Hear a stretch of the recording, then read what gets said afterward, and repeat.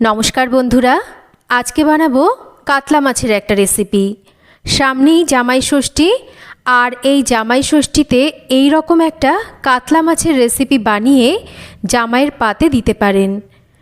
পোলাও বলুন, fried rice বা সাদা ভাতের সাথে এই রকম কাতলা মাছের রেসিপি খেতে কিন্তু অসম্ভব ভালো লাগে। যারা মনে করছেন বাড়িতে রান্না করে জামাইকে খাওয়াবেন, তারা কিন্তু অবশ্যই কম সময়ে এই রকম একটা কাতলা মাছের রেসিপি বানিয়ে নিতে পারেন। খেতে অসম্ভব সুস্বাদু হয়, বানানোও কিন্তু খুব একটা ঝামেলার নয়। তো আজকের কাতলা মাছের রেসিপিটা বানানোর জন্য এখানে নিয়ে নিয়েছি আমি 4 পিস কাতলা মাছের পেটি। সবার প্রথমে আমি মাছের মধ্যে অল্প করে একটু লবণ দিচ্ছি, আর তার সাথেই দিচ্ছি একটু গোলমরিচের গুঁড়ো। এবার এই লবণ আর গোলমরিচের গুঁড়ো ভালো করে এই মাছের পেটির গায়ে মেখে নেব। আচ্ছা, অনেকেই কিন্তু বড় মাছে একটু গন্ধ পান, তো এই বড় মাছ একটু কিছু সময় কিন্তু জলের মধ্যে কিছুটা ভিনিগার দিয়ে ভিজিয়ে রাখলে এই মাছের আষ্টে গন্ধটা চলে যায়। বা আপনারা একটু পাতিলেবুর রসও কিন্তু এই মাছের মধ্যে মেখে রাখতে পারেন, তারপর ভালো করে ধুয়ে ফেলবেন। দেখুন, মাছের মধ্যে লবণ আর গোলমরিচের গুঁড়ো মাখিয়ে নিয়েছি, আর মাছটাকে একটা সাইডে রেখে দিচ্ছি। এবার মাছের জন্য মশলা বানাবো। মিক্সিং জারে নিয়ে নিচ্ছি আমি এখানে একটা পেঁয়াজ। আমি 4 পিস মাছের জন্য একটা মিডিয়াম সাইজের পেঁয়াজ নিয়েছি, 2টো কাঁচা লঙ্কা, 6-7টা কাজু, আর তার সাথে নিয়েছি এখানে 1 চামচ মতন চারমগজ। একটু জল দিয়ে আমি মশলার পেস্ট তৈরি করে নিচ্ছি। মশলাটা আমাদের তৈরি হয়ে গেছে। এবার রান্নাটা শুরু করব, আর রান্নার জন্য সর্ষের তেল ভালো করে গরম করে নেব। তেলটা খুব ভালো করে ধোয়া ওঠা গরম হয়ে গেলে এবার তেলটাকে কড়াইয়ের চারিদিকে মেখে নিয়েছি, আর এই লবণ আর গোলমরিচের গুঁড়ো মাখিয়ে নেওয়া কাতলা মাছের পেটিগুলোকে আমি দুটো দুটো করে দিয়ে ভেজে নিচ্ছি। কাতলা মাছের পেটি যেহেতু বেশ একটু বড় মাছের পেটি আর বেশ একটু তৈলাক্ত, এগুলো কিন্তু তেলে দিলে একটু ফাটতে পারে, তো একটু কিন্তু সাবধানে মাছগুলোকে ভেজে নেবেন। আর এই মাছের পেটি কিন্তু খুব একটা বেশি কড়া করে ভাজলে ভালো লাগবে না, একটু মিডিয়াম করে ভেজে নিয়ে মাছের পেটিগুলোকে তুলে নিচ্ছি। এই মাছগুলো ভেজে নেওয়া হয়ে গেছে, আর বাদবাকি মাছের পেটিগুলোকেও কিন্তু আমি একই রকম করে ভেজে নিচ্ছি। আপনারা চাইলে কিন্তু গাদার পিস দিয়েও কিন্তু অবশ্যই রান্নাটা করতে পারেন। আমি যে মাছের এই যে কাতলা মাছের পেটি দিয়ে করছি, যে পেটি দিয়েই করতে হবে এমনটা কিন্তু নয়। আপনাদের পছন্দ মতন মাছ দিয়ে রান্নাটা অবশ্যই করতে পারেন। আর রান্নাটা যে শুধু কাতলা মাছ দিয়ে হবে তা কিন্তু নয়, বড় মাছ দিয়ে কিন্তু রান্নাটা করা যেতে পারে। এই মাছগুলো ভেজে নেওয়া হয়ে গেছে। এবার আমি এই তেলের মধ্যে অল্প একটু ঘি মিশিয়ে দিচ্ছি। একটা শুকনো লঙ্কা দিচ্ছি, আর দিচ্ছি একটু গোটা গরম মশলা ফোড়ন।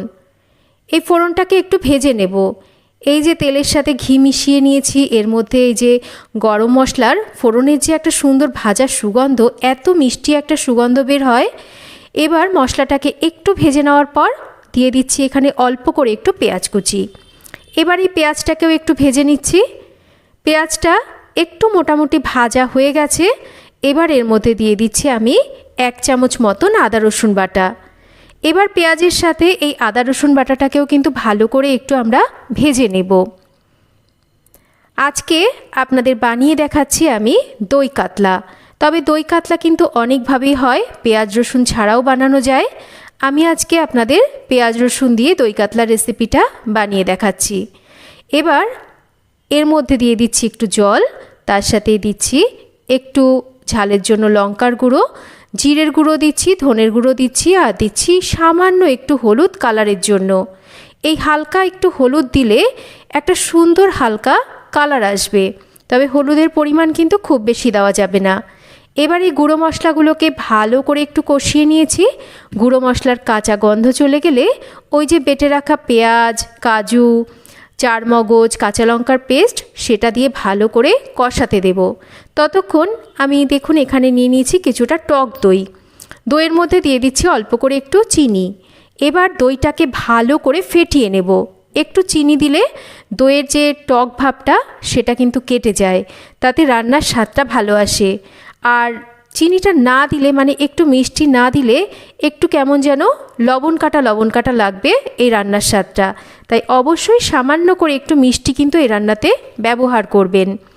এবার দইটাকে ভালো করে ফেটিয়ে নিয়ে দিয়ে দিলাম, আর দইয়ের বাটিটা ধুয়ে সামান্য জল দিয়ে দিচ্ছি। খুব ভালো করে এবার এই মশলাটাকে আমাদের কষাতে হবে। একটু ঢাকা দিয়ে কষাচ্ছি, কারণ মশলাটা চারিদিকে ছিটকোচ্ছে।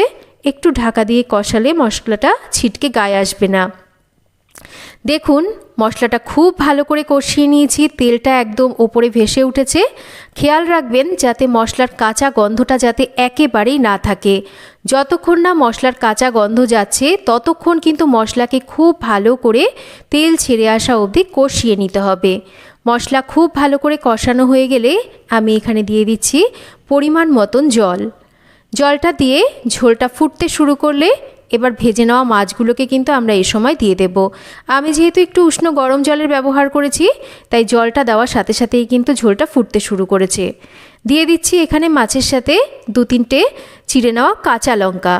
একটা ঢাকা দিয়ে আমি এটাকে এবার মিডিয়াম ফ্লেমে রেখে রান্না করব। মোটামুটি 8 থেকে 10 মিনিট আমি মিডিয়াম ফ্লেমে রেখে রান্না করে নিয়েছি। দেখুন ঢাকাটা সরিয়ে নিয়েছি, ওপরে তেলটা সুন্দরভাবে ভাজতে শুরু করেছে। রান্নাটা প্রায় কিন্তু শেষের মুখে। এবার দিয়ে দেব একটু শাহি গরম মশলা গুঁড়ো। গরম মশলাটা দিয়ে ভালো করে মাছগুলোকে একটু এই গ্রেভির মধ্যে উল্টে পাল্টে দেব, আর আরও একটু 2-3 মিনিট রান্না করে নেব। দেখুন 2-3 মিনিট রান্না করে নিয়েছি, গ্রেভিটা বেশ একটু গাঢ় হয়ে এসছে, আর ওপরে তেলটা কিন্তু সুন্দরভাবে ভাজতে শুরু করেছে। রান্না আমাদের কমপ্লিট। এবার এটাকে নামিয়ে সার্ভ করব। খুব ইজি একটা রেসিপি, কিন্তু বানানোও কিন্তু খুব একটা ঝামেলার নয়। টেস্টও হয় দারুণ।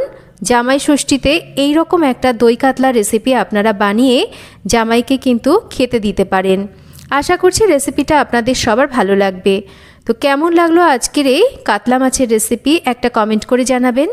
রেসিপি ভালো লাগলে একটা লাইক করবেন আর রেসিপিটা শেয়ার করবেন। আর যদি চ্যানেল সাবস্ক্রাইব করা না থাকে চ্যানেলটাকে সাবস্ক্রাইব করবেন। সবাই ভালো থাকবেন। আবার ফিরে আসবো নতুন কোনো রেসিপি নিয়ে। এতক্ষণ আমার সাথে থাকার জন্য অসংখ্য ধন্যবাদ।